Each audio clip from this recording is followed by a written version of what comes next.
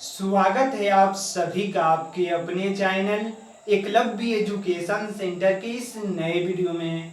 दोस्तों, आज की इस बेहद ही महत्वपूर्ण वीडियो में हम यह जानने का प्रयास करेंगे कि नवंबर के महीने में धनिया की खेती करने का सही रणनीति क्या है, और इसके साथ साथ यह भी जान लेंगे कि धनिया की खेती करने के लिए हम कौन सी हाइब्रिड वैरायटी का चयन करें जो हमें कम लागत में कम समय में ज़्यादा से ज़्यादा लाभ देने में सक्षम हो सकती है। और इसके साथ साथ यह भी जान लेंगे कि हम अपने धनिया की फसल में कौन कौन से खादों का प्रयोग करें, कौन कौन से दवाओं का स्प्रे करें, जिससे जो हमारा धनिया का पौधा है वह जल्दी से ग्रोथ कर सके और उसमें ज़्यादा से ज़्यादा फूल और फल लगने की संभावनाएं बढ़ सकें। तो चलिए इस बेहद ही महत्वपूर्ण वीडियो की शुरुआत करते हैं। जैसा कि आप जानते हैं कि धनिया एक ऐसी फसल है जिसकी खेती करके महज 60 से 65 दिनों के अंतर्गत में अपने धनिया की फसल से लाभ प्राप्त करने में सफल हो सकते हैं, क्योंकि धनिया को साग के रूप में भी बाजारों में बेचा जा सकता है। इसके साथ साथ जब धनिया का फल होता है उसको भी बेचा जा सकता है।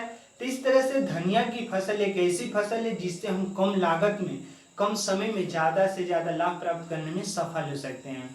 लेकिन अपने धनिया की फसल से ज़्यादा लाभ प्राप्त करने में सफल तभी हो पाएंगे जब हम सही रणनीति के साथ सही धनिया की हाइब्रिड वैरायटी का चयन करेंगे। तो उसमें सबसे पहला है धनिया की हाइब्रिड वैरायटी के रूप में, वह है श्रीराम प्राइवेट लिमिटेड कंपनी का F1 हाइब्रिड वैरायटी। और यह बेहद ही लोकप्रिय एवं उन्नत किस्म का धनिया का हाइब्रिड वैरायटी उपलब्ध कराता है। तो इस तरह से हम श्रीराम प्राइवेट लिमिटेड कंपनी का जो धनिया का हाइब्रिड वैरायटी है तो उसका चयन कर सकते हैं। इसके साथ साथ हम VNR का F1 हाइब्रिड वैरायटी का भी चयन कर सकते हैं। अगर इन दोनों में से किसी एक का चयन करते हैं और इस नवंबर के महीने में धनिया की फसल को उगाते हैं तो हमें पूरा भरोसा है कि आप अपने धनिया की फसल से सबसे कम लागत में सबसे ज़्यादा लाभ प्राप्त करने में सफल हो सकते हैं। जब हम धनिया की फसल में खादों की बातें करते हैं तो खाद के रूप में हम नाइट्रोजन, फास्फोरस, जाइम, जिंक जैसे खादों का प्रयोग कर सकते हैं। अगर सबसे कम लागत वाली खाद की अगर बातें करते हैं तो हम केवल DAP का भी प्रयोग कर सकते हैं।